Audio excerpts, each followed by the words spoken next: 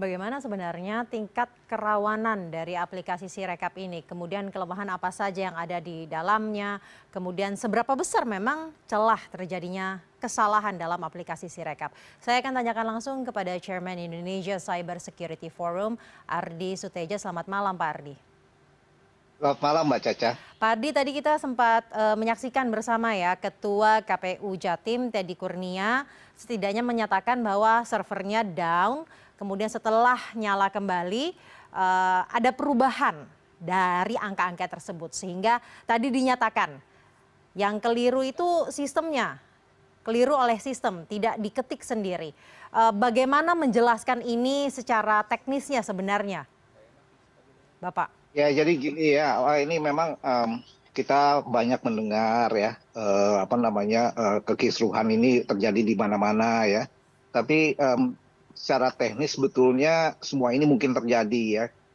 Karena teknologi yang dipergunakan juga terus terang aja buat saya bukan teknologi baru ya.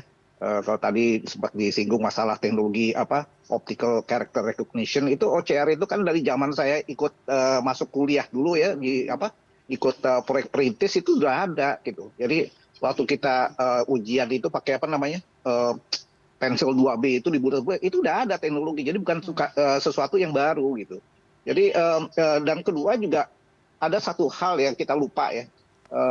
Kita sejak era digital ini kan lebih banyak menggunakan komputer ya, laptop ya, handphone ya. Sudah jarang sekali kita menulis tangan, ya menulis tangan. Nah, saya sendiri kadang-kadang nulis tangan juga bingung, itu tulisan tangan saya udah berbeda dengan zaman dulu gitu.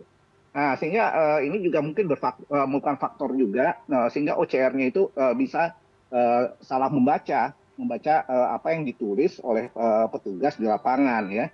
Nah, terkait dengan adanya perbedaan itu memang itu kan sistem yang mengelola hasil penglihatan optikal karakternya. Ini bisa saja terjadi perubahan, artinya bukan sesuatu bagi saya bukan sesuatu yang aneh ya. Ini bisa terjadi, tapi memang kalau memang ini terjadi di semua tempat, nah ini menjadi tanda tanya, artinya ini ada apa?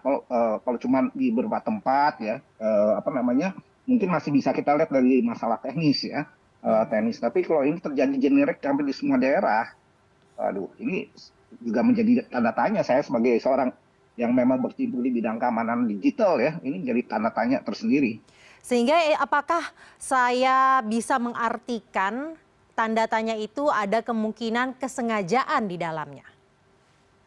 Nah, saya nggak mau berandai-andai ya, tapi itu memang ada koridornya tersendiri, yaitu tugasnya Bawaslu untuk melihat. Nah, yang jadi pertanyaan, Bawaslu punya nggak kemampuan, kapabilitas ya untuk menyelidiki ini secara forensik. Nah, mau nggak mereka melakukan pengaduan kepada Polri untuk masuk, karena yang memiliki kemampuan forensik digital itu ada di Polri. Ini juga jadi pertanyaan, mau nggak masalahnya? Ini kan udah ada kecurigaan-kecurigaan. Nah, sekarang mau nggak? Apa harus menunggu laporan dari kontestan, ya, peserta pemilu untuk masuk, apa bagaimana?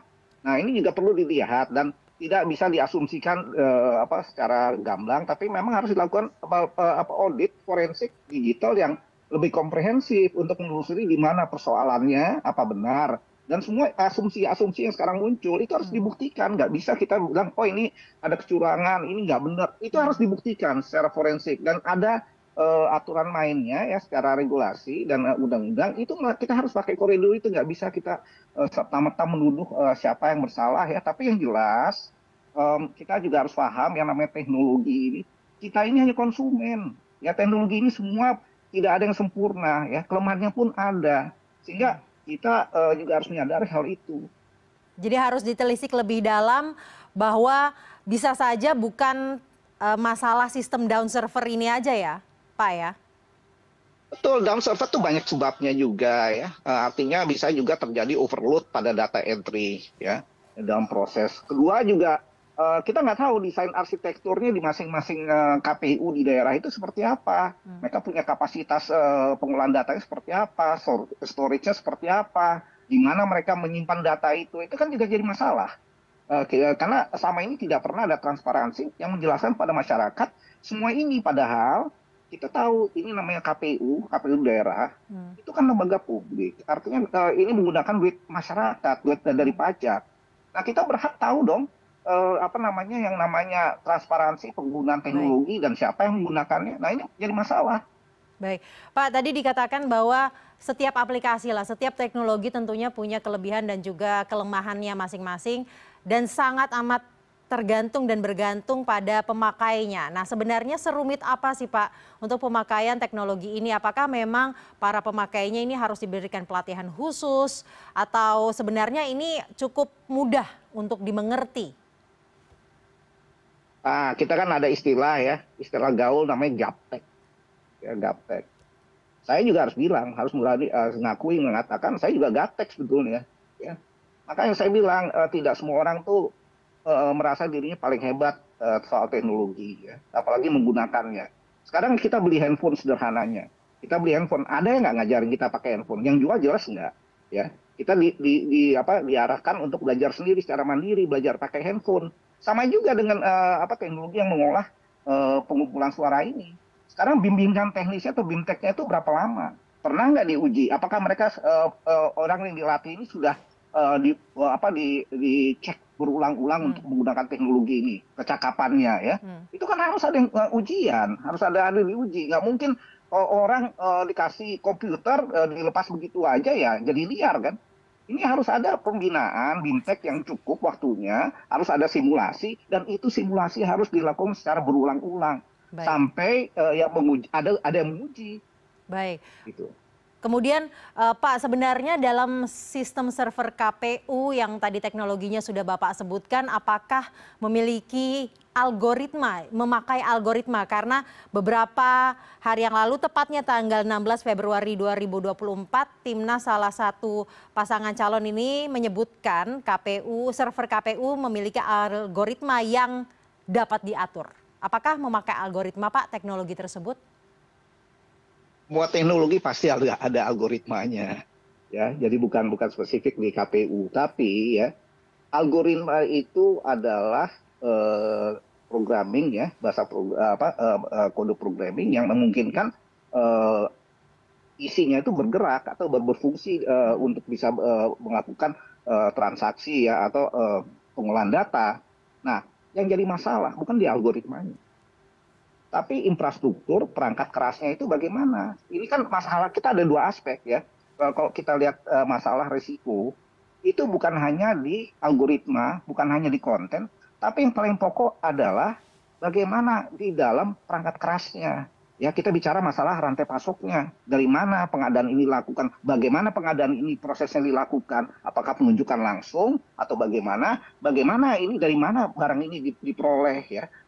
Jalur pengiriman barangnya dari mana, itu kan nggak pernah ada yang teliti. Nah, kita juga harus ingat di perangkat keras ya, di komputer, server, handphone ya, laptop, itu kan isinya ribuan komponen. Baik. Nah, masing-masing komponen itu juga punya apa yang disebut dengan software penggerak atau firmware. Nah, kalau firmware-nya udah bermasalah, ya seluruhnya bermasalah. Nah, itu menjadi titik lemah di mana yang tadi disebut algoritma itu bisa masuk. Dia mengeksploitir kelemahan-kelemahan yang ada pada perangkat kerasnya. Nah, ini pernah nggak dilakukan penelitian ketika barang itu dipasang? Yang jelas nggak pernah. Karena apa? Dipasrahkan pada si vendor. Nah, vendornya di mana juga kita nggak tahu. Baik.